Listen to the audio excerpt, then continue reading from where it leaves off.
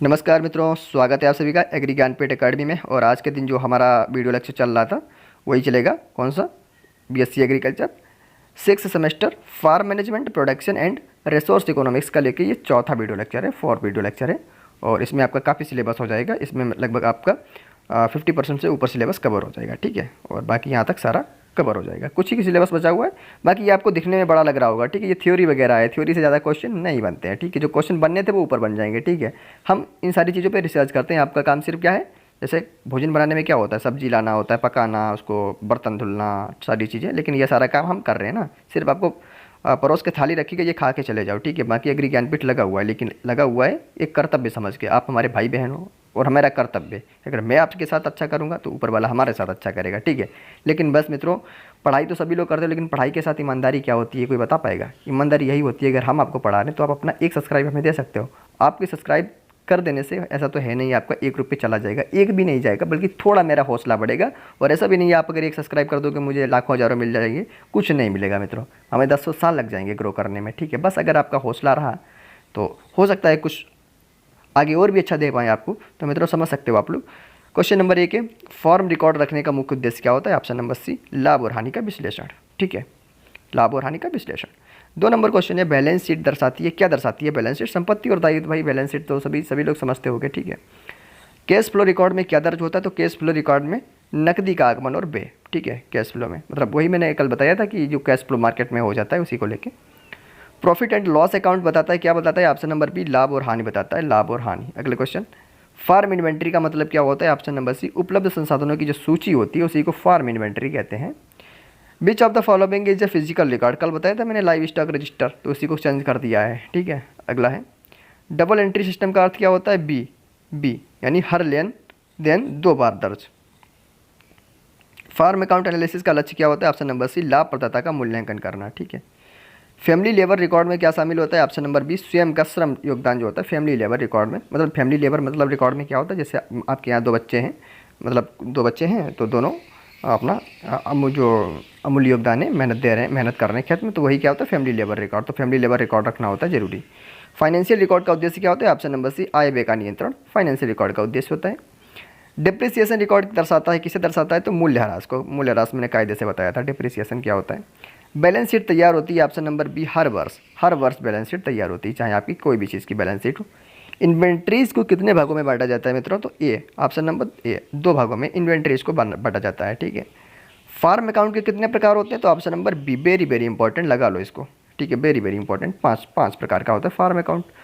Farm record management में सबसे आवश्यक क्या है? तो ऑप्शन नंबर बी, सटीक और व्यवस्थित रिकॉर्ड जो होता है सबसे जरूरी हो जाता है।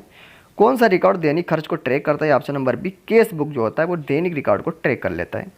Price received for farm product is recorded in, तो इसमें कौन सा होगा रिकॉर्ड? तो सेल्स रिकॉर्ड होगा, सेल्स रिकॉर्ड जो प्राइस रिसीव्ड करता है, ठीक है। अगला क्वेश्चन, ट्राइबल बैलेंस बनाया जाता है, तो सॉरी ट्राइबल नहीं, ट्रायल बैलेंस बनाया जाता है, ऑप्शन नंबर सी, मजदूरी के लिए, ठीक है। हालांकि मजदूरी के लिए ट्रायल बैलेंस बनाया जाता है, और जो हमारे वो उसमें क्या नाम, खदानों में लोग काम करते हैं, चाहे एमएसएमई में काम करें, इनके लिए भी ट्रायल बैलेंस बनाया जाता है, ठीक है।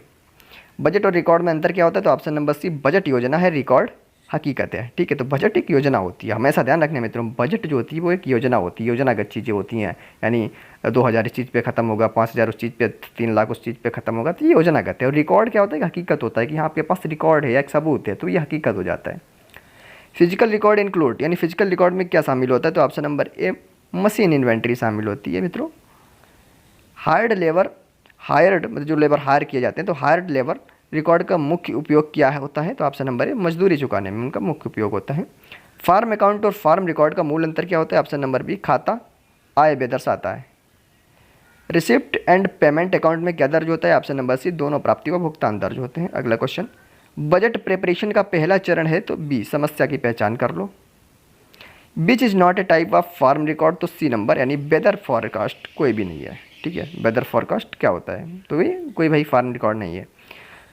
फार्म प्लानिंग का मुख्य उद्देश्य क्या होता है? ऑप्शन नंबर से संसाधनों का इष्टतम, मतलब संसाधन का जितना कम से कम प्रयोग कर पाओ, वही होता है फार्म का मैनेजमेंट का उद्देश्य। प्लानिंग की पहली आवश्यकता क्या होती है? तो ऑप्शन नंबर बी, उद्देश्य का निर्माण करो। सबसे पहले किसी भी चीज़ का उद्देश्य निर्माण करोगे ना। बजटिंग क्या होता है? तो बजटिंग ऑप्शन नंबर बी, लाभ हानि का अनुमान ही बजट में लगाया जाता है।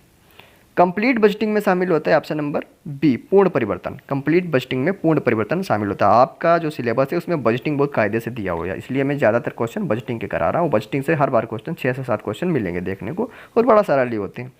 पार्शियल बजटिंग उपयोग होता है तो किसमें, ऑप्शन नंबर बी, मौजूदा प्रणाली में परिवर्तन हेतु।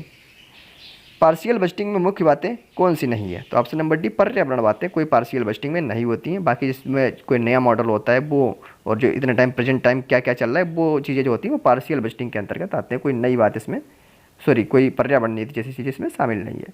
फार्म बजटिंग का मुख्य लाभ क्या होता है मित्रों, तो मुख्य लाभ इसका होता है ऑप्शन नंबर बी, अनुमानित लाभ देना।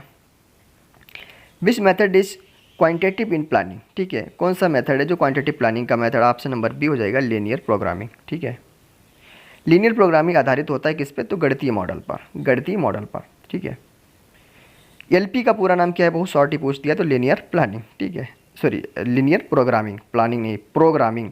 ठीक है, फार्म मैनेजमेंट से संबंधित कोई भी चीज़ आएगा उसमें पी का मतलब आपको प्रोग्राम दे देगा, प्लानिंग दे देगा, ठीक है, प्लान दे देगा, लेकिन हमेशा आपको प्रोग्रामिंग ही रखना है, प्रोग्राम भी दे सकता है। ठीक है, लीनियर प्रोग्रामिंग में कॉस्टलाइन का मतलब क्या होता है, तो ऑप्शन नंबर बी, भूमि पूंजी और श्रम की सीमाएं। ठीक है, फार्म प्लान में रिसोर्स का आकलन जरूरी होता है, तो ऑप्शन नंबर सी, इष्टतम उपयोग द्वारा।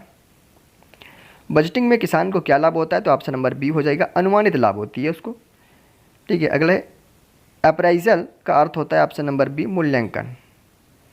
रिसोर्स अप्राइजल से ज्ञात होता है क्या होता है, उपलब्ध संसाधनों का मूल्य। एलपी में शेडो प्राइस का अर्थ क्या होता है, तो option number C, opportunity value से संबंध होता है इसका। बजट बनाने में ध्यान देना चाहिए, ऑप्शन नंबर डी, कृषि नीति, स्थानीय मूल्य, संसाधन उपलब्धता, तीनों का। रिस्क मैनेजमेंट टूल नहीं होता है, option number C, crop loan नहीं होता है। रिसोर्स एलोकेशन से तात्पर्य क्या होता है, ऑप्शन नंबर बी, संसाधनों का वितरण अगर ढंग से करोगे वही कहते हैं रिसोर्स एलोकेशन। बजट में किसका विचार किया जाता है, ऑप्शन नंबर डी, पूर्व लाभ, अनुमानित व्यय और लाभ और बाजार मूल्य, तीनों का।